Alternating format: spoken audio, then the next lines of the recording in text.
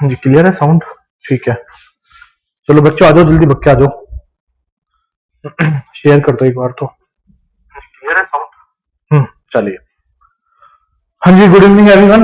Welcome to head uncle GATE की तैयारी। This side Rohit Pawar. May hope you are doing very well. और सबसे पहले तो यार चैनल को जाके ज्वाइन कर लो। इसी जो आप वीडियो देख रहे हो ना, डिस्क्रिप्शन बॉक्स में सब कुछ गिवन है, ठीक है? तो आप इसी बॉक्स का यूज कर लो, सीधा पहुंच जाओगे यार, जो भी चैनल आपको चाहिए। तो देखो, कास्टिंग चल रहा है, लेक्चर नंबर 4 चल रहा है, प्रोडक्शन इंजीनियरिंग का काम चल रहा है और गेट 2023 के लिए स्पेसिफिक है। और मैं एक वर्ड और बता देता हूं आपको, 23 के साथ साथ आपकी जो भी पीएसयूज एग्जाम है, मैं फिर बोल रहा हूं, जो भी पीएसयूज एग्जाम है, या तो स्टेट पीएसयूज या फिर सेंट्रल पीएसयूज वो है, तो उसमें ये गेट का सिलेबस पूछा जाता है। मेंशन कर दिया है ऑलरेडी कि भाई गेट 2022 के हिसाब से हम एग्जाम लेंगे। लाइक यूपीआरवीएनएल की अगर आप बात करें, जो भी पीएसयूज है, मान के चलो बीएचईएल है, आने वाला है कुछ दिनों में बीएचईएल भी, तो बीएचईएल भी आपको यही बोलेगा कि गेट के सिलेबस को फॉलो करिए। तो आपको इन सभी सिलेबस को फॉलो करना है, तो भाई काम चल जाएगा। और एक बार काम चल गया तो यार बल्ले बल्ले हो जाएगी, सीधा जॉब लग जाएगी। मैं फिर बोल रहा हूं, सिर्फ एक इंटरव्यू देना है, इंटरव्यू देते ही आपकी जॉब आपके हाथ में होगी, ठीक है? चलो, क्या इतनी बात समझ में आ गई?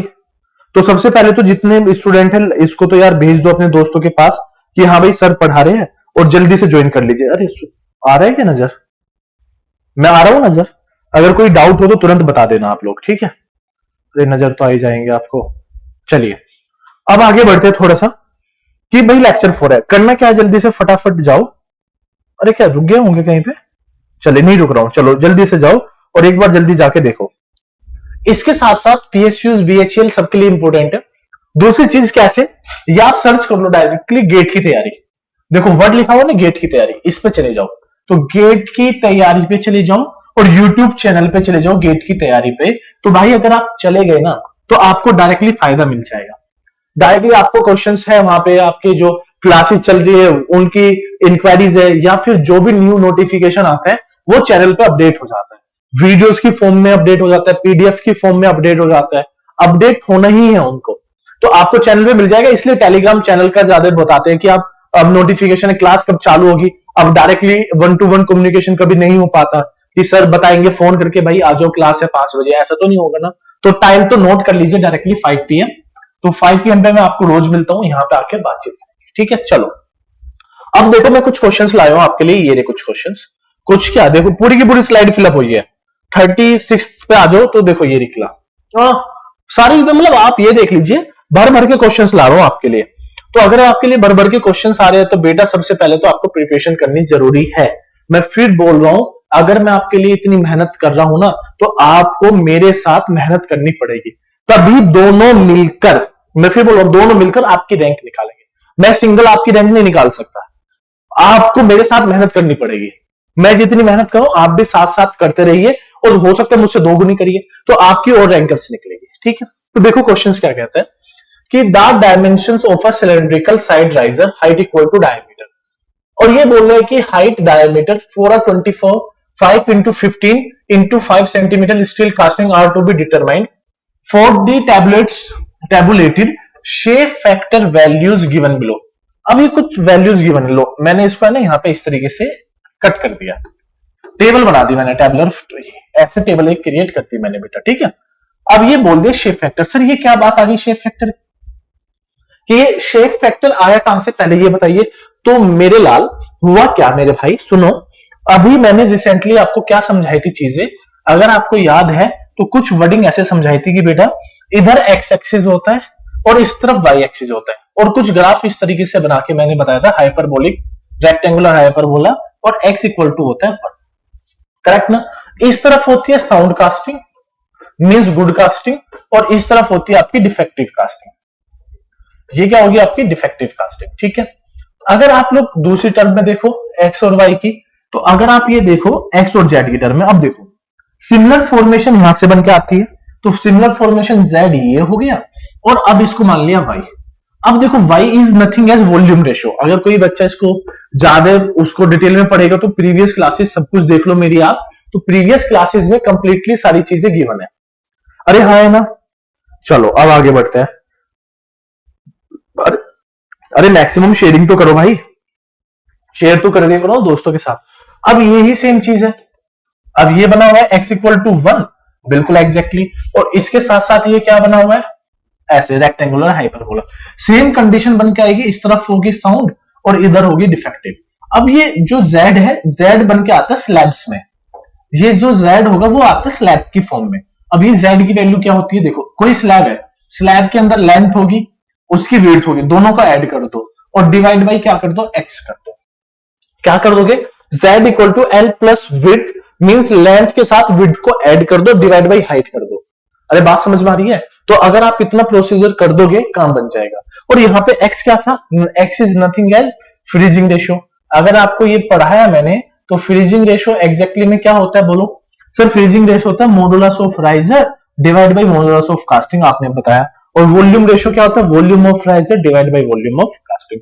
तो इन दोनों में ये डिफरेंस है। तो ये z है और z को ही क्या बोलते हैं आप लोग, शेप फैक्टर। याद रखना z is nothing as shape factor, तो ये बन के आ जाएगा शेप फैक्टर। ठीक है, बस अब प्रीवियसली आइए, ये बोल रहा है यहाँ पे। तो अगर आप देखिए z, अगर आप सबसे पहले z निकालोगे, length plus width divide by height, तो लेंथ कितनी है 25, विड्थ कितनी है 15 और हाइट क्या है 5, तो बन गया 8। अब आप ढूंढिए, सर्च करो 8 ये रहा। अब 8 की कोरेस्पोंडिंग z की वैल्यू ये रही, z की।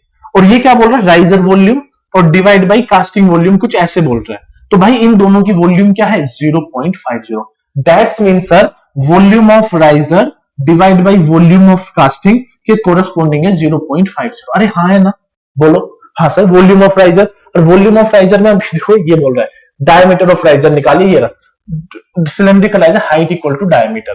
तो भाई pi by 4 D square H होती है वॉल्यूम, तो लगा दो पाई बाई 4 डी क्यूब लगा दो। ठीक है, डी क्यूब इक्वल टू ये वीसी धरा जाएगा, वीसी क्या होता है एलबीएच मल्टीप्लाई बाई 0.50। अरे हाँ है ना, देख लो 0.50, तो पाई बाई 4 उधर आ जाएगा, तो ये बन जाएगा डी का cube equal to 4 divide by pi. Length कितनी है 25, हाइट कितनी है 15 और वो कितना है 5 और मल्टीप्लाई बाई 0.50 मल्टीप्लाई बाई, बस अब निकाल लो भाई, कैलसी उठाओ। देखो अगर आप देखोगे तो 60 10.60 और 10.66 दे रखा है, इसका मतलब आपको करेक्ट कैलकुलेशन करनी है। तो 4 divide by pi multiply by 25 multiply by 15 multiply by 5 multiply by 0.50 और इसका कर दो क्यूब रूट, इसका कर दो क्यूब रूट। अब जैसे ही क्यूब रूट करोगे तो आंसर आ जाएगा समथिंग समथिंग आएगा। अरे कोई गलती तो नहीं है, 4 आ गया ना, हाँ 4 divide by pi multiply by 25 multiply by 5 multiply 0.50 और इसका कर दो क्यूब रूट।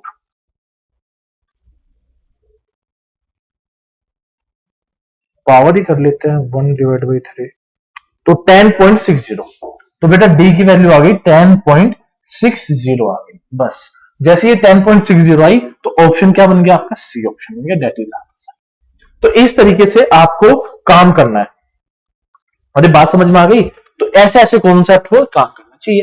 तो ये शेप फैक्टर, तो जो मैंने अभी रिसेंटली आपको पढ़ाई चीजें उसी के आधार पे बता रहा हूं, कोई अलग नहीं है हटके कि भाई सर कोई हल हटके है। तो एक बार कमेंट देख लेते हैं साथ के साथ आपके, ठीक है? कमेंट में तो कोई ऐसी प्रॉब्लम नहीं है। चलिए तो आगे बढ़े, फिर ये बन गया कॉन्सेप्ट। चलिए नेक्स्ट क्वेश्चन पे आइए, ये कॉन्सेप्ट आपको पढ़ना है। चलिए इसके बाद कुछ क्वेश्चंस लगा लेते हैं, ये तो हम करते रहेंगे साथ साथ। चलिए जो जो पढ़ाया अभी तक आपको बेटा वो पढ़ाते हुए क्वेश्चंस को लगाते हैं। चलिए ये देखिए क्वेश्चन ये रहा स्क्रीन पे, अब आप इसको सोल्व करिए। A cylindrical riser of 6 centimetre diameter and 6 centimetre height has to be design for a sand casting mould for producing a steel rectangular plate casting इतना, ठीक है, centimetre dimension having the total solidification time of इतना, total solidification time of riser is, ये आपको find out करना है। चलिए आपको मैं देता हूं 3 मिनट करने के लिए, 3 मिनट्स, ठीक है? 3 मिनट में ये कॉन्सेप्ट करके बताइए। चलिए 3 मिनट्स में ये कॉन्सेप्ट आपको करके बताना है। तब तक मैं गिवन लिख देता हूं, आपके लिए कोई परेशानी ना हो, तब तक गिवन ले लीजिए। तो गिवन देखिए क्या होता है, गिवन के बारे में बात करते हैं, है ना? गिवन डायमीटर होता है 6 सेंटीमीटर, सिमिलरली हाइट भी दे दी 6 सेंटीमीटर, ठीक है? और अगर मैं स्लैब की बात करूं, एक स्लैब की फॉर्मेशन की वॉल्यूम की बात करता हूं तो 7 multiply by 10 multiply by 2 has the इतना। तो सोलिडिफिकेशन टाइम, स्लैब का जो सोलिडिफिकेशन टाइम है वो आपका है 1.36 मिनट, ये आपका टाइम है। तो ये है सोलिडिफिकेशन टाइम मिनट्स में। तो सोलिडिफिकेशन टाइम ऑफ राइजर आपको फाइंड आउट करना है। चलिए 3 मिनट्स आपके पास। अब ये मैंने आपको गिवन दे दिया, जल्दी से करके बताओ फटाफट।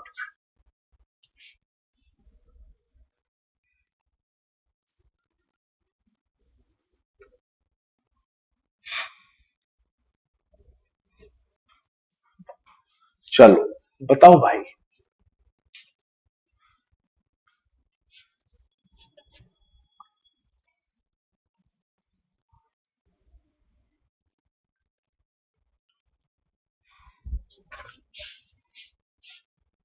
चलिए सोल्व करिए बेटा जी, और करके मुझे इसका आंसर बताइए कि सर इसका आंसर ये है।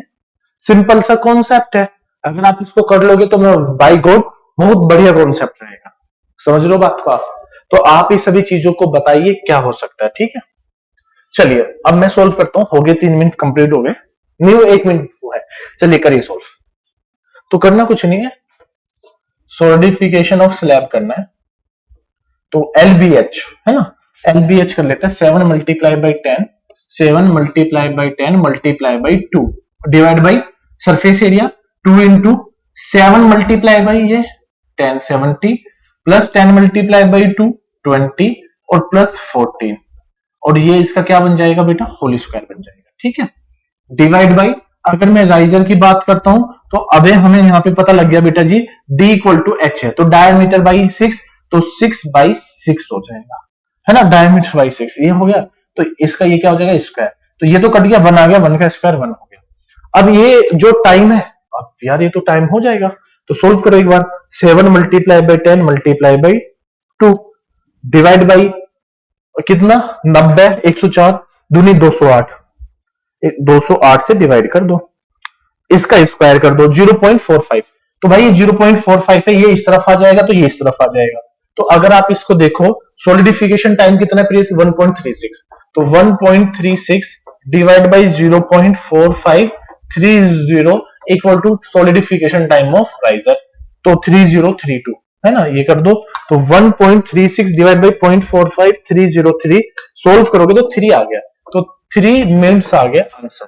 सॉलिडिफिकेशन टाइम ऑफ राइजर बड़ा, बस इज आंसर। तो ऐसे कॉन्सेप्ट को इसी तरीके से आपको काम करना है। तो इस तरीके से लगना, सर किया क्या, अरे कुछ नहीं किया भाई, ये तो लगाते हो solidification time of riser equal to K solidification factor volume by surface area का होल स्क्वायर, बस इसी फॉर्मूले में यूज करना है। आप स्लैब बोल लीजिए, आप राइजर बोल लीजिए, जो आपको बोलना है वो आपके लिए फायदेमंद है। चलो नेक्स्ट क्वेश्चन है, इसको सोल्व करिए।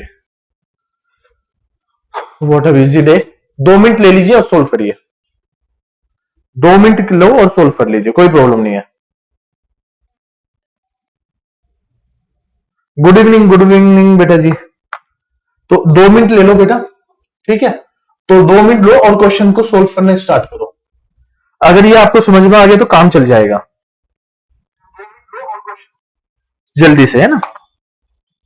लगाओ कॉन्सेप्ट को, क्या कह रहे हैं और कैसे बोलना चाह रहे हैं। क्योंकि देखो हर, अगर मैं आपके गेट की बात करता हूं, मैं अगर आपके पीएसयूज की बात करता हूं, और पीएसयूज के साथ साथ जो स्टेट लेवल की पीएसयूज है, या फिर आप स्टेट लेवल में जैसे यूपी आरबीएनएल हो गए, तो डायरेक्टली क्वेश्चन बनता है। यही मैं आपको रियली बताऊं, पिछले कई एग्जाम में ये क्वेश्चन बनता आ रहा है, गेट में भी, पीएसयूज में भी, सब में बनता आ रहा है। बस क्वेश्चन को देखो, पढ़ो और क्वेश्चन को सोल्व करने की कोशिश करो। एक एक कॉन्सेप्ट को सोल्व करा रहा हूं बाय यूजिंग कॉन्सेप्ट, पढ़ाया है तभी क्वेश्चन को सोल्व करा रहा हूं। एक एक क्वेश्चन तभी सोल्व हो रहा है जब मैंने आपको पढ़ाया, ठीक है। तो देखो पूछा क्या है, उसने, क्वेश्चन को ध्यान से पढ़ो। देखिए यहां पे कोई जल्दबाजी नहीं है, या ऐसे नहीं है कि कल ही कोई पेपर है हमारा और हमें कोई जल्दबाजी में आंसर देना है, ऐसा कोई जल्दबाजी में आंसर नहीं चाहिए। क्वेश्चन की लैंग्वेज को 5 बार पढ़ो। ए मोल्ड हैविंग डायमेंशन इतना, अरे कोई प्रॉब्लम होगी तो बता देना, ठीक है। फोन साइड में रख लेते हैं। Is fill molten metal through a gate with height h and cross section area a, the mould filling time is t1 the height is now quadruple. Quadruple का मतलब होता है 4 times, and the cross section area is half, ये half कर दिया गया। तो that's mean sir अभी आपने बताया था सोलिडिफिकेशन टाइम इक्वल टू, अगर आप बात करो तो volume divide by area AG multiply by VG होता है। मैंने कहा कि हाँ, तो ये 1 एरिया की बात कर रहा है, हाँ ठीक है। डिवाइड बाई T2 कितना हो जाएगा सर? वॉल्यूम तो देखो वही कह रहा है, वॉल्यूम तो ये की ज्यों की त्यों है, हाँ जी सर वॉल्यूम है। अपॉन में क्या कह रहा है कि हाइट 4 गुना हो गई और एरिया आधा हो गया। अब ये हाइट देखो, तो वीजी, बेटा वीजी क्या होता है अगर आपको पता होगा तो अंडर रूट ऑफ 2GHT होता है, करेक्ट है। अब ये कह रहा है कि ये 4 गुना हो गया, सपोज करो ये 4 गुना हो जाता है तो 2G मल्टीप्लाई बाई 4HT हो गया। अब इस 4 का अंडर रूट बाहर ले लो तो 2 हो जाएगा, अंडर रूट ऑफ 2GHT बचेगा, है ना। तो अगर मैं इसको ओपन करूं तो ये तो वॉल्यूम हो जाएगा, अपॉन में पहले वाले को ऐसे रहने दो A1 मल्टीप्लाई बाई ये बन जाएगा 2GHT डिवाइड बाई, अब आप लिखो इसको वॉल्यूम अपॉन में A2।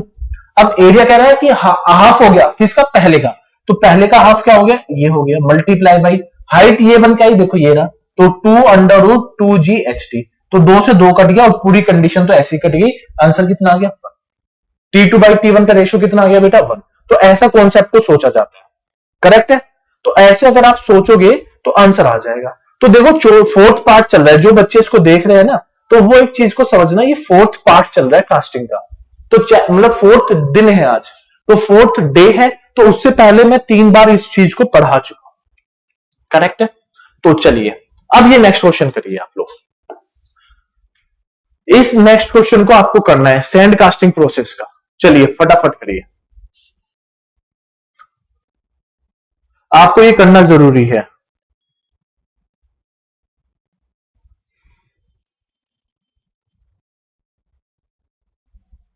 ठीक है जी।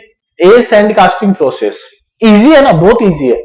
A spherical and cylindrical of equal volumes are separate cast from the sand mold metal under identical condition. The height and the diameter. ठीक है, करो, करिए फटाफट, देखते हैं आप कितनी देर में कर पा रहे हो। एग्जैक्टली ना, करिए फटाफट। तो 3 मिनट्स ले लो इसके लिए भी, तो 3 मिनट्स ले लो, 3 मिनट्स में इसको सोल्व करिए, क्योंकि करना जरूरी है ना। टाइम नहीं दूंगा, सब कुछ मैं ही कर दूंगा तो फिर क्या बचेगा आपके पास, है ना। तो 3 मिनट्स लो, सोल्व करिए।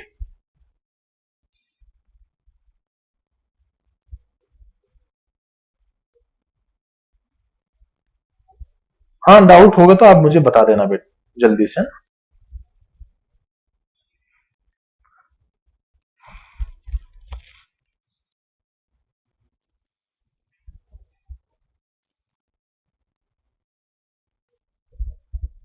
सोचिए क्या कह रहा है, कॉन्सेप्ट को एक बार ध्यान से पढ़ना। देखिए क्या कह रहा है कि in sand casting process sphere and cylinder, sphere and a cylinder of equal volume. तो मैं कह सकता हूं volume of sphere equal to volume of cylinder की बात कर रहा है, करेक्ट। वॉल्यूम ऑफ स्पीयर क्या होता है बेटा, 4/3 पाई आर क्यूब, इसको बड़ा कैपिटल ले लो, और ये क्या होता है जी, पाई आर स्क्वायर, ये ऐसे ले लो। The height and diameter of cylinder are equal, cylinder का डायमीटर इक्वल है, तो डेप्थ मीन एच किसके इक्वल है, हाइट के डायमीटर के, है ना। तो डायमीटर को क्या लिख सकते हैं, 2r। तो सपोज करो पाई से पाई कट गया, तो ये बन गया 4/3 आर क्यूब, ठीक है, और ये बन गया 2r क्यूब। स्मॉल में ले लो, एक तरफ स्मॉल ले लो, एक तरफ कैपिटल ले लो, करेक्ट है।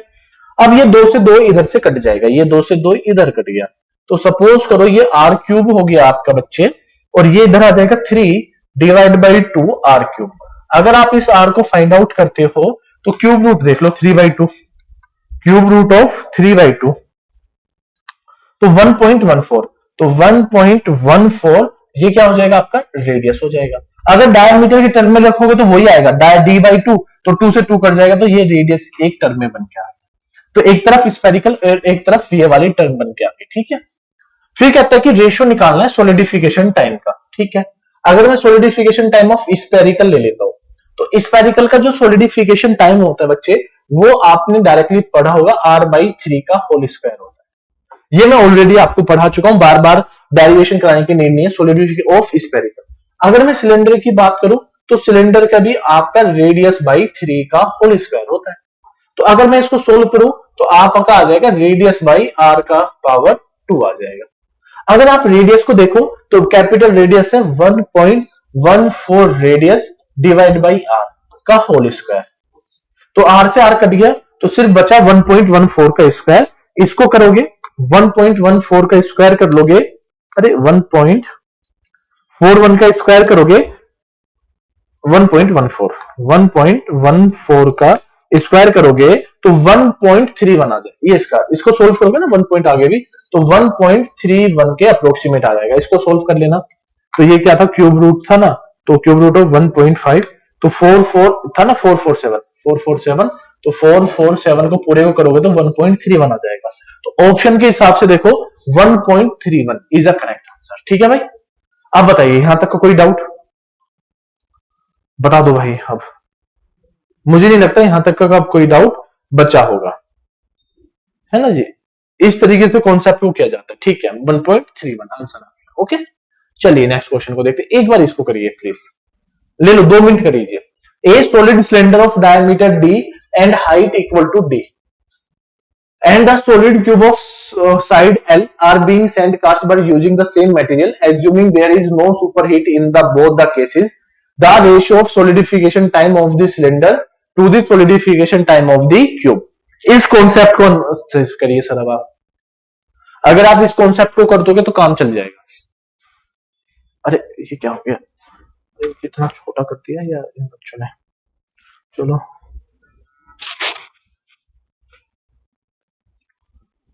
चलिए क्वेश्चन को सॉल्व करें एक बार।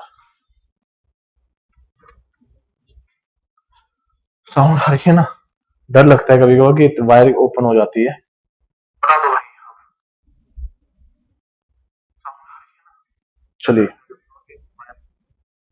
चलिए देखिए क्या कहते हैं, एक cylindrical A solid cylinder of diameter D and height, diameter ये हाइट है या स्मॉल डायमीटर, मतलब ये सब कुछ मिला के डी है, मतलब ये सारी चीजें एक ही बारे में कहना चाह रहा है।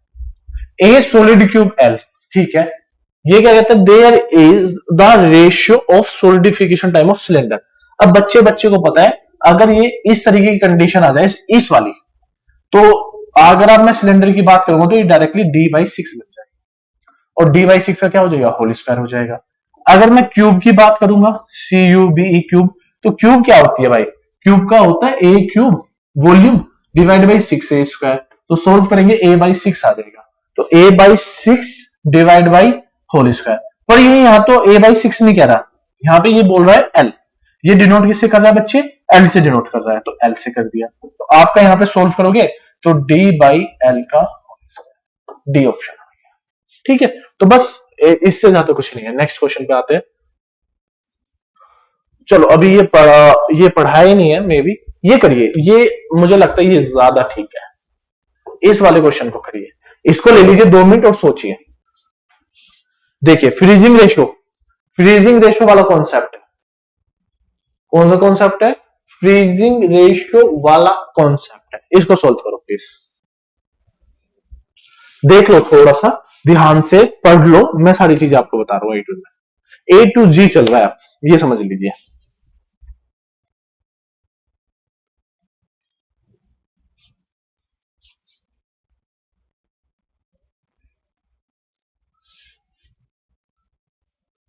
तो लेंथ है, विड्थ है और हाइट है। और horizontally using in the diameter and height both equal to D। Just अभी जो पिछला क्वेश्चन कराया है उसी के हिसाब से। तो भाई फ्रीजिंग रेशियो याद करो, फ्रीजिंग रेशियो कराया था ना, X से डिनोट किया था, modulus of riser divide by modulus of casting. याद करिए मॉडुलस ऑफ राइजर क्या होता है, volume by area, surface area of riser, whole square नहीं होगा, ये चीज याद रखना, volume by surface area of cast. अरे हाँ है ना। चलो अगर आप ये देखोगे तो वॉल्यूम कितनी है भाई, तो वॉल्यूम तो भाई D/6, सिंपल सा कॉन्सेप्ट है मेरे को, D/6 अपॉन में वॉल्यूम कितनी है भाई, वॉल्यूम है 30 multiply by 20 multiply by 5 divide by 2 multiply L into B। इन दोनों का मल्टीप्लीकेशन इजी है ना, 600 प्लस इन दोनों का मल्टीप्लीकेशन 100 और प्लस इन दोनों का मल्टीप्लीकेशन 150। तो आप इसको सोल्व करोगे तो d/6 अपॉन में, सो ये आ जाएगा 3000 और ये डिवाइड बाई कितना हो जाएगा 600, 700, 800, 850, 1700 हो गया बेटा। तो अगर आप इसको सोल्व करोगे ये 2 जीरो कट गई और ये 2 जीरो कटने के बाद ये 17 ऊपर आ जाएगा, ये नीचे आ जाएगा, तो 17d डिवाइड बाई 180 बच गया, है ना यार। अब अगर मैं ऑप्शन में से चेक करूं तो मैं ऑप्शन में से एक चेक करूंगा तो ये ऑप्शन तो कहीं पे भी मैच ही नहीं हो रहा है, बट हो रहा है। अगर देखो आप ऊपर डी देखो, ऊपर डी आ रहा है तो दो ऑप्शंस में डी नीचे है, तो डी जो डिनोमिनेटर में है वो कट जाएगा। अब सर इसके अलावा क्या था, अरे यही तो एक कॉन्सेप्ट है, कैल्सी निकालो जल्दी से, फटाफट कैल्सी निकालिए फटाफट। अगर आप कैल्सी निकालोगे तो कैंसिल से 100 करिए, तो देखो क्या होगा 17 डिवाइड बाई 180 करिए, तो जैसे आप इसको सोल्व करोगे तो आएगा 0.094। अगर ये आ रहा है तो मैं इसको कह सकता हूं अप्रोक्सीमेट 0.1 के आसपास है, अरे हाँ है ना। अब इसको सोल्व करिए, इसको सोल्व करिए पहले, तो 4 डिवाइड बाई 75 सोल्व करने पे आ रहा है 0.053, तो मैं इसको लिख सकता हूं 0.06, ठीक है। अब इसको सोल्व करिए 8 डिवाइड बाई 75, तो ये आ रहा है 0.10 आ रहा है।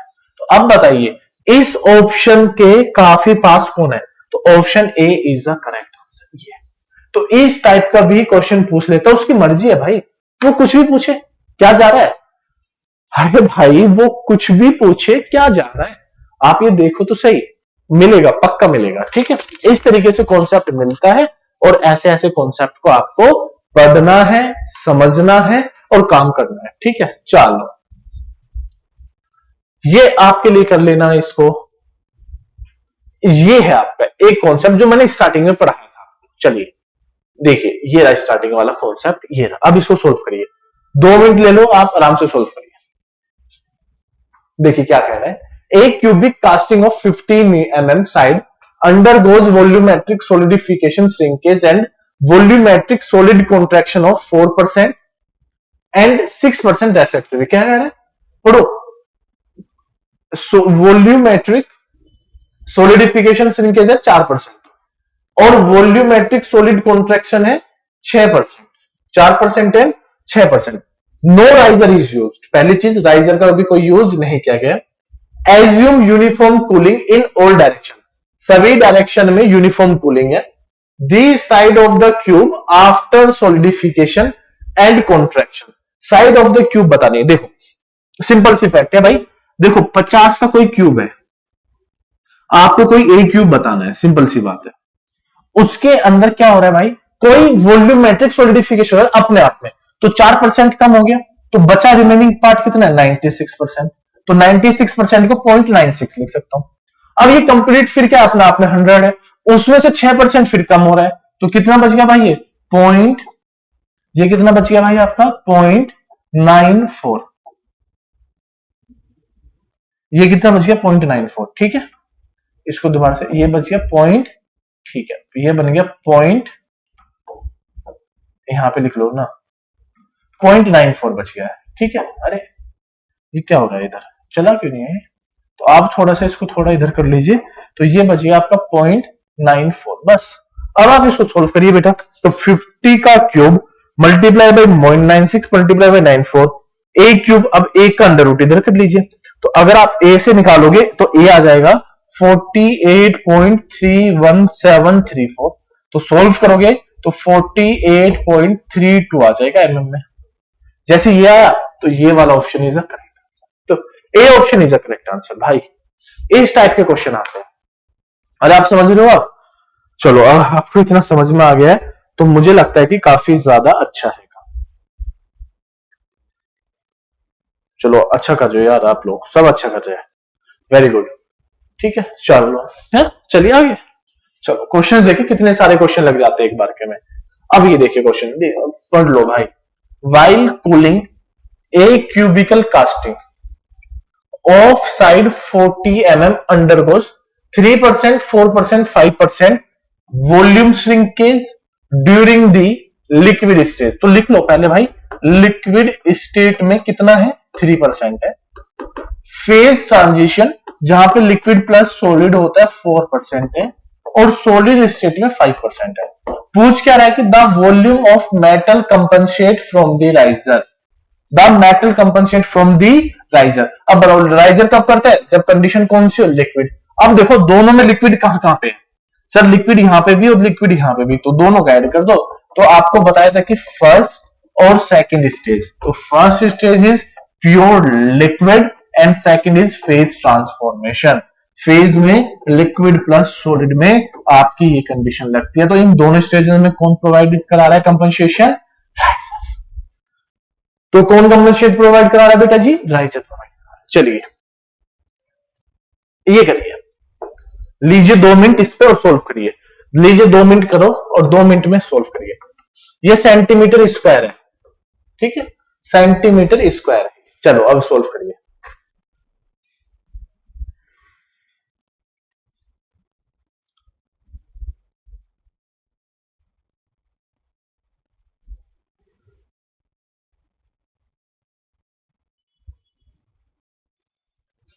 ए mould has down screw his length, मैं डायग्राम बना देता हूं, 20 सेंटीमीटर। डाउन स्क्रू है कोई इस तरीके से, बताया था ना बनाने का तरीका। पहले आप ये डायग्राम बनाओ, तो डाउन स्क्रू की जो 20 centimetre and the cross sectional at the base of the down screw, तो ये कोई डाउन स्क्रू है, इसका यहाँ पे 1 सेंटीमीटर स्क्वायर है area. Down screw feed horizontally leading the into the mould cavity of volume इतना। तो भाई वॉल्यूम की जो बात करता है वो वॉल्यूम है 1000 सेंटीमीटर क्यूब। तो टाइम फिलिंग बताना है, बस टाइम फिलिंग बताओ। तो वॉल्यूम कितनी है 1000, ये कितना है 1 multiply under root of 2 multiply by, और जी की वैल्यू नहीं मालूम हो तो 9.81 मीटर पर सेकेंड स्क्वायर। यूनिट देखो सेंटीमीटर में, तो बार बार करा चुका हूं सेंटीमीटर पर सेकेंड। अरे हाँ है ना, देख लो। तो 981 मल्टीप्लाई बाई हाइट कितनी है 20 सेंटीमीटर। अब आप इसको सोल्व कर लीजिए।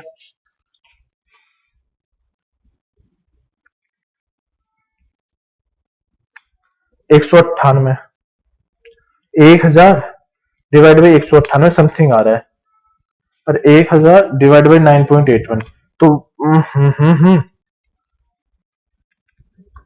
5 पॉइंट समथिंग आ रहा है, 5.0 नहीं वही आ रहा है, देख लेते हैं। 1000 डिवाइड बाई लगा रहता है थोड़ा सा डर कि भाई यही है क्या, under root 2 multiply by 981 multiply by 20,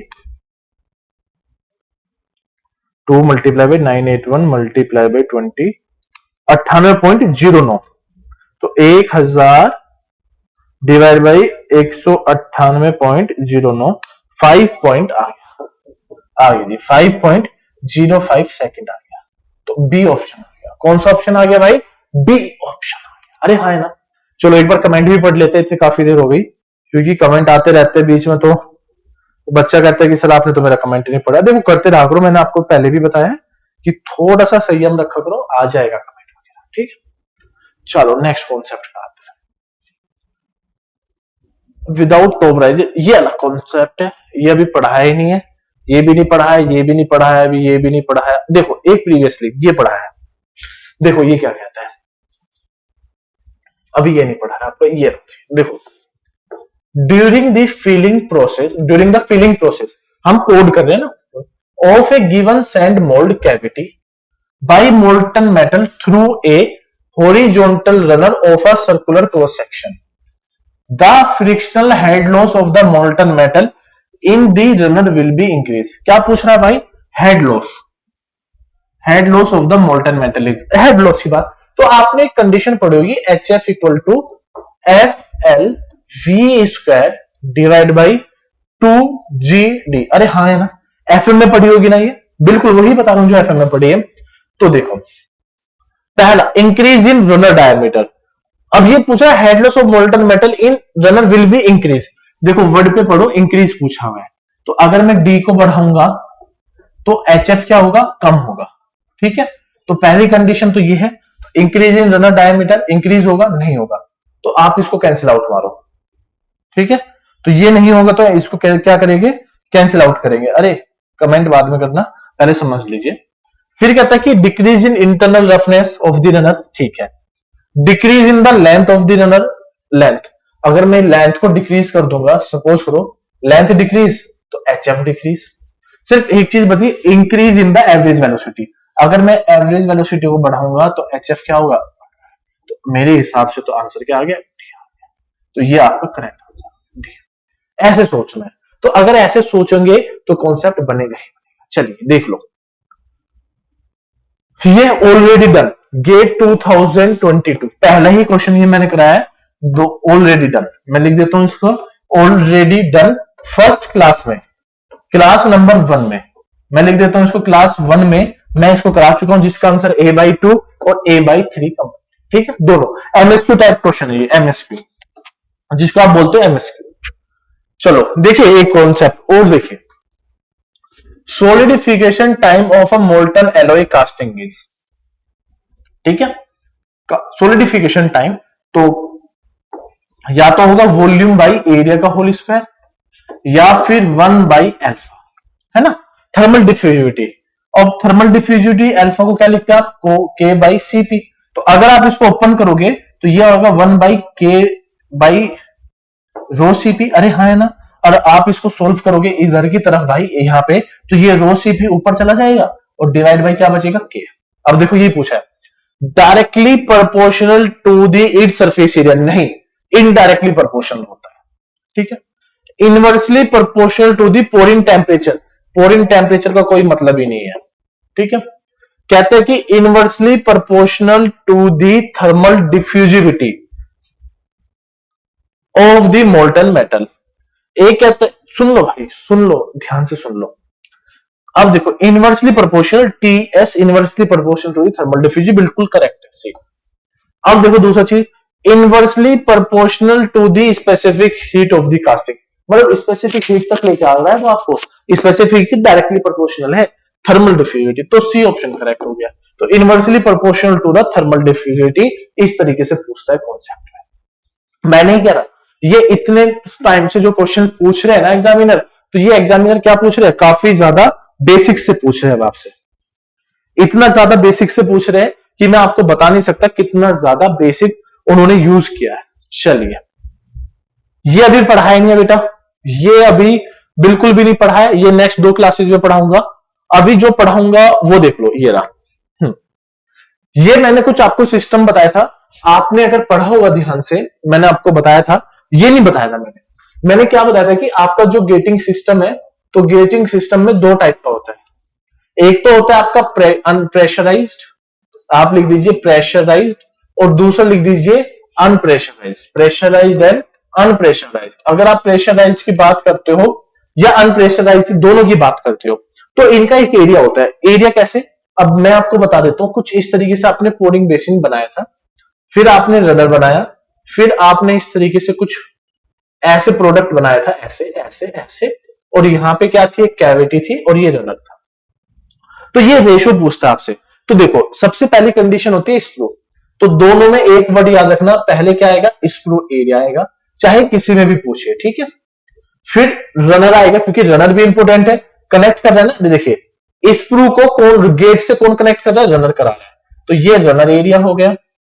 और तीसरा इंपोर्टेंट चीज क्या है भाई? ये पहला, ये दूसरा, तो गेट, गेट एक तीसरा इंपोर्टेंट टर्म क्या है आपकी? गेट। तो ये बन गया आपका गेट एरिया। तो ये एक सीक्वेंस है, this one is the sequence of the pressurised and unpressurised gating system, so we can call this gating system. तो गेटिंग सिस्टम में स्प्रू फर्स्ट पे आएगा, रनर सेकंड पे आएगा और तीसरा गेट पे आएगा। तो इसके हिसाब से ए ऑप्शन करेक्ट है। ठीक है, अब देखिए अगर मैं इसको इस तरीके से कैटेगराइज करता हूं प्रेशराइज वाले में, मैं किसकी बात कर रहा हूं? प्रेशराइज। अगर आप प्रेशराइज में देखोगे तो क्रॉस सेक्शन एरिया कुछ ऐसे है और अनप्रेशराइज में ऐसे, मतलब अगर आप ये गेट वाला देखोगे तो छोटा है। अगर ये छोटा तो बनता कैसे सर? याद रखना, ये एक रेशियो का यूज करते हैं, 2:2:1, या फिर एक रेशियो और चलता है 1:2:1 का एक गेम चलता है। तो अगर आप देखोगे स्प्रू एरिया, रनर एरिया, ये, या फिर sprue area, runner area, gate area, इसमें देखो बड़ा है ये, तो इसमें बनता है 441। आप इस 441 नहीं, 144, क्या बेटा? 144, क्योंकि वो एरिया इधर वाला क्या है? इनलार्जमेंट है। अगर आप ये देखोगे ये एरिया बड़ा है, तो एरिया बड़ा 4 और 4, 144 वाला रेशो, तो 144 ऐसी कंडीशन में आ जाता है। तो ये प्रेशराइज के लिए और ये अनप्रेशराइज के लिए। तो ये क्या होगा आपका स्प्रू एरिया, ये क्या होगा रनर एरिया, और ये क्या होगा गेट एरिया। तो ऐसे ऐसे कैटेगराइज किए जाते हैं प्रेशर और अनप्रेशराइज गेटिंग सिस्टम में। मे होप ये आपको एक तरीके से संजीवनी मिल रही है। अगर कल भी आपका पेपर हो जाए और आप इतनी वीडियो को देख के चले जाओ, तो मैं आपसे गारंटी कह रहा हूं कि आप इसको आराम से क्वालिफाइड कर जाओगे एग्जाम को। ठीक है भाई, चलो इतना पढ़ने के बाद भी चलिए, ये अभी पढ़ाया ही नहीं है शायद में भी, चलो अभी ये नहीं पढ़ाया बेटा, है ना, अभी जो नहीं पढ़ाया उसको नहीं करेंगे, तो ऊपर आ जाते हैं सबसे पहले जो पढ़ा। ठीक है, तो देखो एक कंडीशन आती है, कल मैंने आपको टॉप गेट के बारे में कंप्लीट बताया था, तो अब बता रहा हूं बॉटम गेट के बारे में। किसके बारे में चल रहा है बेटा हम लोग, सर बॉटम गेट के बारे में। तो बॉटम गेट होता क्या, देखिए मैं एक सिंपल सा डायग्राम, मैं तो ऑलवेज एक सिंपल सा डायग्राम बना के चलता हूं ताकि आपको कोई परेशानी ना हो। देखो ये क्या कहता है, सिंपल सी डेरिवेशन है, आपको कोई ऐसा कोई घबराने वाली चीज नहीं। ठीक है, देखो ये सिस्टम 1 है, ये सिस्टम 2 है। अब देखो बेटा एक चीज देखना, यहां पे क्या होगा, ये इस तरीके से फ्लूइड फिलअप करना शुरू करेगा ऐसे धीरे धीरे। अब देखो ये फ्लूइड ऊपर की तरफ जाता रहेगा, नीचे का फ्लूइड इस तरीके से फिल करता रहेगा। ध्यान रखो, टॉप गेट की बात करें, आपने टैप ऑन किया था, तो टैप ऑन करने से हर एक ड्रॉप कहां जा रही है, एटमॉस्फेयर में जा रही है। पर यहां पे ऐसा नहीं है कि हर एक ड्रॉप एटमॉस्फेयर में जाएगी, ये कह रहे हैं कि हर एक ड्रॉप ऐसे, देखो नीचे से लिक्विड बढ़ता है ऊपर की तरफ, तो ये जो ऊपर वाला एरिया होगा, ये वाला पॉइंट ऐसे ऊपर की तरफ जो इस तरीके से फिलअप करते हैं, फिलअप हो रहा होगा ना लिक्विड, तो ये अबव जो पॉइंट होगा उसी को बोला पॉइंट 3। अब ये जो पॉइंट था गेट का बेटा, इस गेट के पॉइंट को क्या बोला हमने, ये मोल्ड की हाइट ये 0 है, ये टोटल हाइट h है। पर मैं ये कह रहा हूं कि एक छोटे टाइम इंटरवल के लिए कोई हाइट फिलअप हो रही है, एक छोटू टाइम इंटरवल के लिए हाइट फिलअप हो रही है, दैट इज h, है ना। और ये यहां से यहां तक की जो आप डेटा मानते हो, ये हाइट है आपकी ht, ये स्मॉल हाइट है hc, ये वाली यहां से यहां तक की, और यहां से यहां तक की हाइट को क्या बोलोगे आप, hs बोलोगे सर, स्प्रू हाइट। अरे हाँ है ना, बिल्कुल सर ये बोला। तो तीसरा पॉइंट क्या है, तो सपोज करो मैं बर्नौली का यूज करता हूं, मुझसे बर्नौली यूज करो पॉइंट 1 एंड पॉइंट 2 के बीच में की जाए, तो बच्चे ने कहा कि सर करो, तो मैं कर देता हूं। तो लो P1 by rho G plus V1 square by 2G और प्लस में Z1 equal to P2 by rho G plus में V स्क्वायर बाई 2G और प्लस में Z2। अरे हाँ यार सेकंड पॉइंट पे बात कर रहे हैं, ये रहा सेकंड पॉइंट। अगर बच्चे मैं सेकंड पॉइंट में कर रहा हूं तो प्रेशर का मेजरमेंट क्या होगा, गेज हीटर में। और पॉइंट 2 पे देखो ये तो इस तरीके से जा रहा है, तो यहां पे तो कोई गेज प्रेशर होगा नहीं, सिंपल सी बात है, तो ये तो हो गया 0। अगर ये बात करता हूं, मैंने बताया था ये रिजर्वायर है, बहुत बड़ा रिजर्वायर है, तो उसमें आप वेलोसिटी का पता नहीं कर सकते, तो हटा दी। यहां से और डेटम से यहां तक की हाइट कितनी है बेटा, HU और HT, sir this one is HT equal to Z2 कितना है सर 0। अरे हाँ है ना। अब देखो दो टर्म बन गई P2 by rho G plus V square by 2G। मैं आपको सिर्फ एक इजी लैंग्वेज में बताना चाहता हूं जाके ताकि ज्यादा कंफ्यूज ना हो।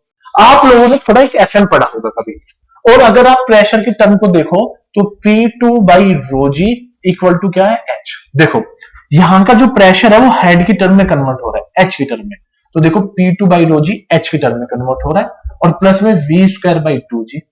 अगर मैं इसको निकालूं तो ये बन जाएगा HT minus H equal to V square by 2G। अरे हाँ है ना, देख लो। और V2 अगर आप सपोज करो तो बेटा 2G multiply by HT minus H equal to क्या बन जाएगा, V2 का स्क्वायर। और V2 का स्क्वायर क्या होता है, एंट्री ऑफ द गेट का स्क्वायर। तो आप सिंपल सा मैं लिख सकता हूं VG is nothing as under root of 2G under root of HT minus H होगा। अरे क्लियर ये पॉइंट क्लियर रहेगा। अरे हाँ है ना, बताओ। चलो ये ऑनलाइन में यही होता है। चलिए मैं होप इतनी बात आपको समझ में आ गई होगी बड़ी अच्छी तरीके से। अरे बता दो यार, आई कि नहीं आई, ठीक है आगे चलो। अब देखिए यहां पे, अब मैं क्या कह रहा हूं, थोड़ा सा ध्यान से सुनना। देखिए ये बन गया, बट अब ये किसके लिए है बेटा, बॉटम गेट के लिए। ये किसके लिए है, बॉटम गेट के लिए। अगर मैं यहां पे टॉप गेट की बात करता तो टॉप गेट में आपने फाइंड आउट किया था कि जो VG है वो किसके इक्वल है, under root of 2G H T के इक्वल होता है। अरे हाँ है ना, ये एच टी के इक्वल है, ये ऐसे। अरे बताओ, अरे ये हो गया। हाँ सर, अब मैं थोड़ी सी इंफॉर्मेशन देता हूं। देखिए पीछे आइए, थोड़ा सा पीछे आइए। अब ये देखिए धीरे धीरे धीरे टाइम टाइम फिलअप हो रहा है, टाइम टाइम भर रहा है ना, टाइम टाइम। तो देखो थोड़ी थोड़ी डिस्टेंस पे मैं ये कहता हूं कि छोटे छोटे टाइम पे छोटा छोटा टाइम जैसे इंक्रीज हो रहा है, उसी हिसाब से छोटी छोटी हाइट इंक्रीज हो रही है। देखिए ये कंप्लीट छोटी छोटी हाइट इंक्रीज हो रही है। एक छोटे से टाइम टाइम पे एक हाइट इंक्रीज हो रही है, करेक्ट ना, टाइम इंक्रीज हुई। ठीक है, तो सर अगर आप ये बोल रहे हो कि जो टाइम फीलिंग है, तो छोटा टाइम फीलिंग ले लिया तो dt, अरे स्मॉल टाइम फीलिंग ही तो है, तो dt ले लिया आपने। फॉर्मूला क्या होता है सर, आपने बोला area of mould upon into height divide by, मैंने लिखा एजी अपॉन में एजी, एजी का मतलब होता है एरिया ऑफ गेट, याद रखना, gate area, area of gate, area of gate या फिर गेट एरिया। तो ये बन गया sir AG multiply by VG. क्या होता है सर, वीजी आपने बोला था 2g, और देखो इसका एच टी माइनस एच, देखो है कि नहीं है, देख लो ये रहा एच टी माइनस एच, ये रहा। अरे हाँ है ना, बोलो एच टी माइनस एच, ये रहा। अब देखो सर ये dt, तो स्मॉल dt है तो इंटीग्रेशन कर दो जीरो से टाइम। अब ये dh नहीं है, अब ये बच्चा ये dh नहीं रहेगा, तो a इंटू जी क्या रहेगा, a इंटू स्मॉल हाइट बढ़ रही है dh। तो अगर ये dh बढ़ रहा है तो भाई हम क्या करेंगे, इसको इंटीग्रेट करेंगे जीरो से h पे। कहां से कहां करेंगे, जीरो पे h से करेंगे। देखो ये टोटल है ना जीरो से h तक, स्मॉल स्मॉल बढ़ता बढ़ता यहां तक पहुंच गया फिलअप होते हुए। तो देखो ये तो बन गया t इक्वल टू, तो बाहर ले लीजिए क्या क्या ओपन आएगा, a into area of gate multiply by under root of 2g, ये बाहर आ गया। तो ये बचेगा जीरो से h, और मल्टीप्लाई बाई अंडर क्या बचेगा बेटा, dh अपॉन में under root of H T minus H बच गया, जो आपका इंटीग्रेशन करने का काम। कराना क्या चाह रहे हो सर, मैं ये बता रहा हूं कि बॉटम गेट का भी फॉर्मूला पूछ लेता है। अगर पूछ लिया तो आपको डरने वाली कोई बात नहीं होगी, बहुत क्वेश्चन बनते हैं यहां से। अगर क्वेश्चन भी बनता है तो अब इसको इंटीग्रेशन को सोल्व करिए। तो अगर आप इसको सोल्व करते हैं तो ये तो बन गया a अपॉन में यहां तो आ गया ag।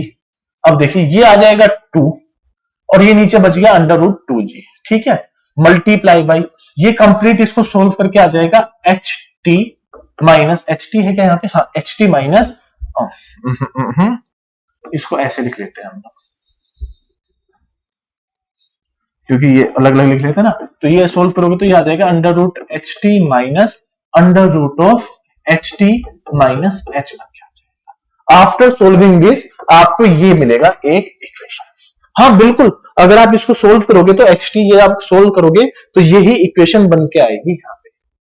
ठीक है, चलो ये फॉर्मूला क्रिएट हो गया बेटा आपका यहाँ पे। ये time filling by the bottom gate, मैं भी क्या कह रहा हूं कि ये जो कॉन्सेप्ट बन के आया है, ये बन के आया time filling by bottom gate fill. तो बॉटम गेट से टाइम फिलिंग फिलअप होके आ गया।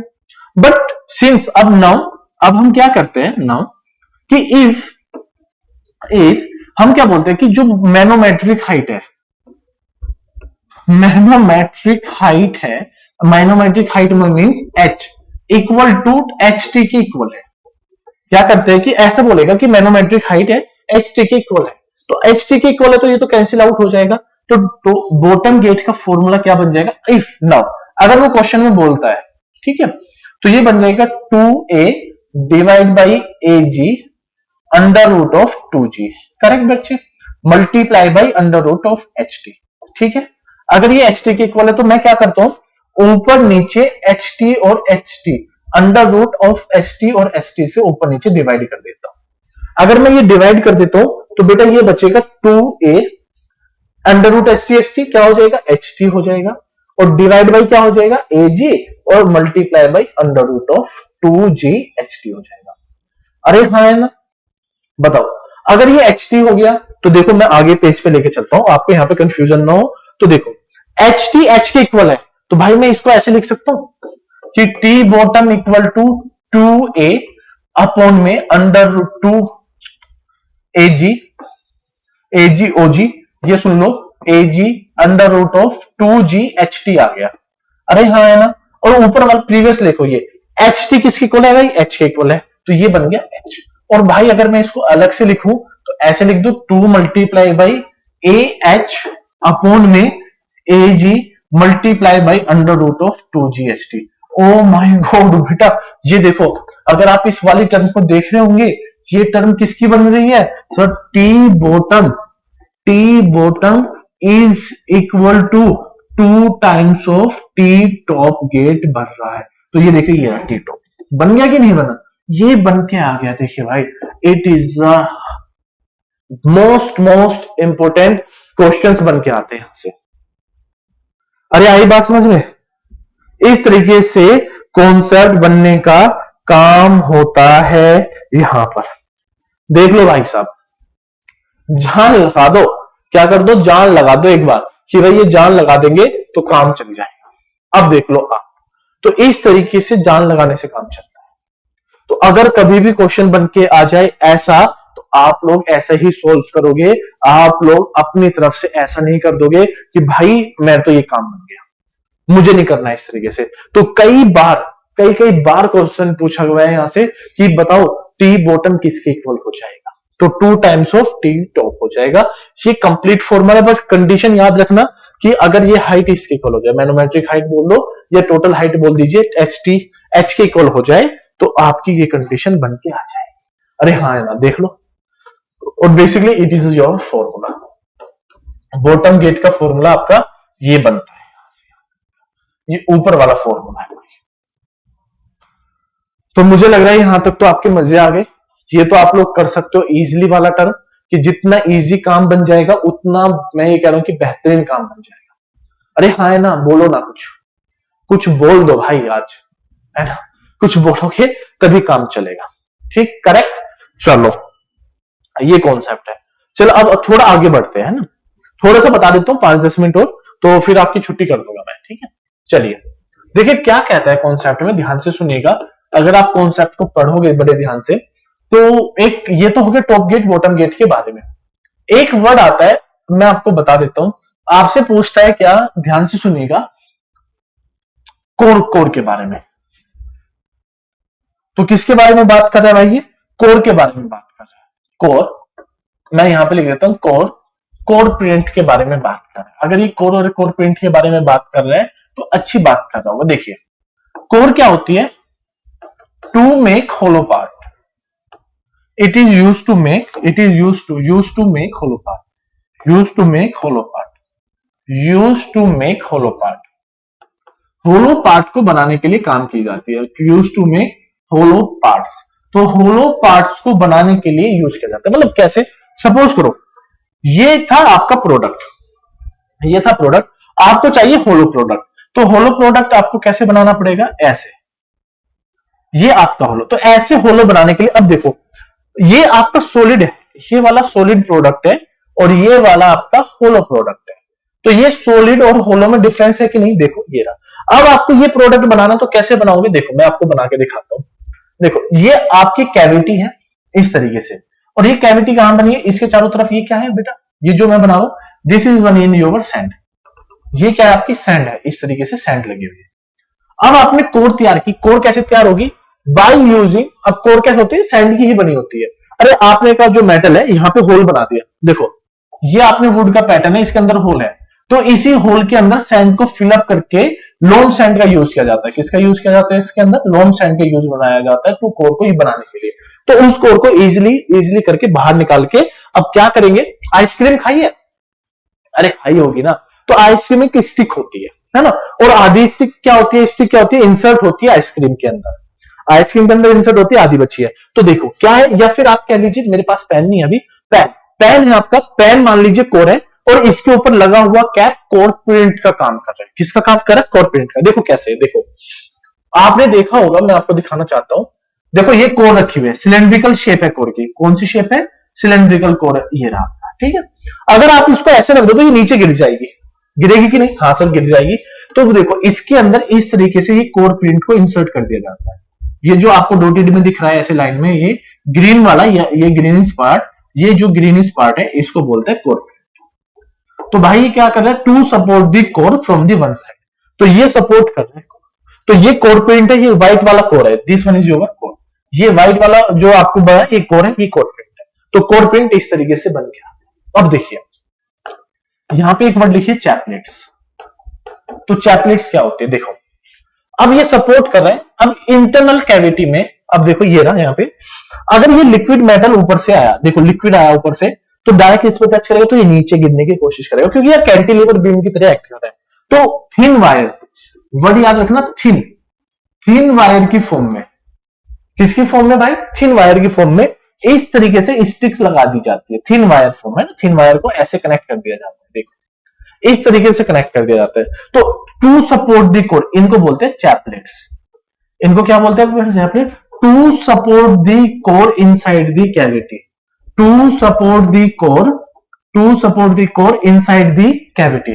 कैविटी को इनसाइड से सपोर्ट करने के लिए किसका यूज किया जाता है? चैपलेट का। बनी किसकी होती है? मैं यहां पे बना देता हूं, पीछे आ जाओ।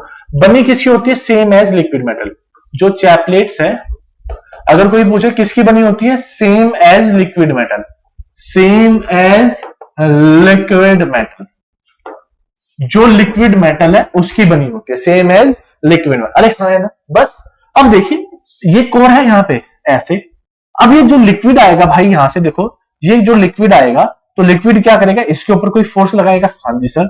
इस कोर का खुद का कोई वेट होगा, बिल्कुल, वो डाउनवर्ड आएगा, और इसके ऊपर कोई लगेगा बायोन्सी फोर्स। तो आपने पढ़ा होगा buoyancy force act in the upward direction, ठीक है। तो इस बैलेंस करने के लिए, क्योंकि कोर नीचे की तरफ जाएगी, ऊपर की लगेगा, चैपलेट सपोर्ट कर रहे हैं, तो पूछता है कि नेट फोर्स क्या होगा। तो बोलो नेट फोर्स क्या होगा? सर बायोन्सी फोर्स की वैल्यू ज्यादा होगी as compare to weight, as compare to weight. तो वेट क्या होता है बताओ? वेट क्या होता है सर? मास बाई वॉल्यूम, अरे सॉरी डेंसिटी होता है वो, तो है ना, वो डेंसिटी होता है, लिखा गया गलती से। मास, वेट क्या होता है? एमजी, है ना, एमजी होता है ना भाई, ये तो होता है। अगर ये एमजी है तो डेंसिटी इक्वल टू क्या होता है भाई? Mass upon volume. ऐसे भी लिख सकते हैं, density equal to mass upon volume, weight equal to MG भी। तो भाई अगर आप देखो एम को लिखो तो एम को इधर लिख दो, ठीक है। तो एम को आप ये देखो, एम को क्या लिख सकते हो? डब्ल्यू बाई जी, तो ये लिख दिया डब्ल्यू बाई वी इंटू जी। तो वेट क्या हो गया भाई यहां से? रो जी वी। तो वेट क्या हो गया? रो जी वी। और बायोन्सी फोर्स भी किसके एक्ट ऊपर कर रहा है? सर इसी कोर के ऊपर ही तो एक्ट कर रहा है, ये तो कोर जो इसकी वॉल्यूम है, तो बायोन्सी फोर्स भी तो इस पर एक्ट कर रहा है। तो rho G V minus rho G V. अरे सर ये तो कट जाएंगे। अरे नहीं भाई, बायोन्सी फोर्स किसका है? Sir liquid. बायोन्ट फोर्स कौन लगा रहा है? लिक्विड। और वेट किसका है? कोर का। तो दोनों की डेंसिटी अलग होगी, तो density of liquid minus core multiply by G और मल्टीप्लाई बाई वी, तो ये निकल जाएगा आपका नेट फोर्स। जो नेट फोर्स क्या होने वाला है? एक्ट होने वाला है। अरे हाँ है ना, एक बार कमेंट पढ़ लेते हैं, बिल्कुल। तो एक बार कमेंट्स पढ़ लेते हैं भाई। इस तरीके से कॉन्सेप्ट बनता है, बनता था और बनता रहेगा। तो ये बन गया जी कॉन्सेप्ट। तो मे होप आपको ये कंडीशन समझ में आई होगी। तो अगर पूछे कोर प्रिंट क्या है? To support the core from the one end. Chaplet क्या होता है? To support the core inside the cavity, ठीक है, इनसाइड द कैविटी। किस फॉर्म में होती है? थिन वायर फॉर्म में होती है। किस मटेरियल की बनी होती है sir? Same as liquid metal. जो लिक्विड मेटल है उसकी ही बनी होती है, जो लिक्विड मेटल है उसकी ही बनी होगी।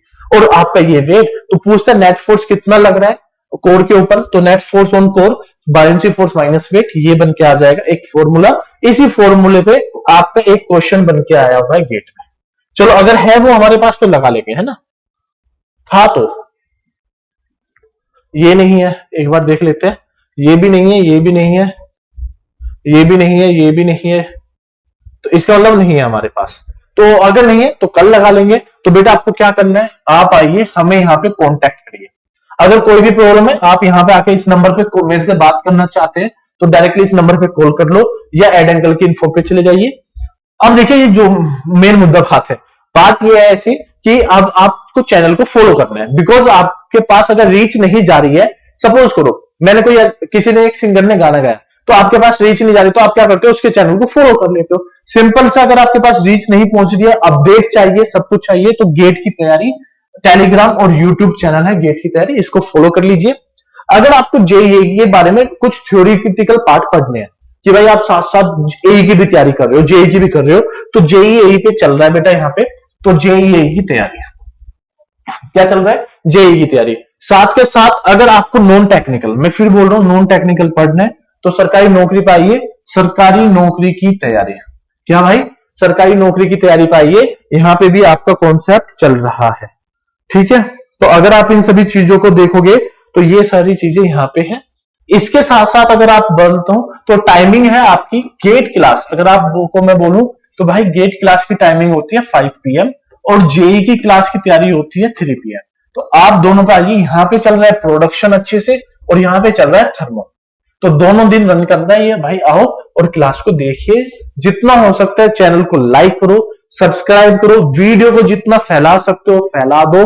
जितना मार्केट में आप जा रहे हो, अरे सर पढ़ा रहे आ रहे हैं सर, एड अंकल के साथ चल रहे हैं, तो बेटा मजा आ जाएगा, मैं सीरियसली बोल रहा हूं। और ऐसी मजे चीजें देखने के लिए यार पढ़ना चाहिए ना।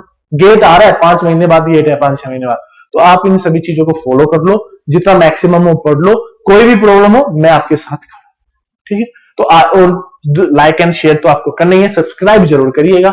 आज की क्लास यहीं पे खत्म करते हैं, विदा लेता हूं आपसे। Thank you so much. पढ़ते रहिए, बढ़ते रहिए।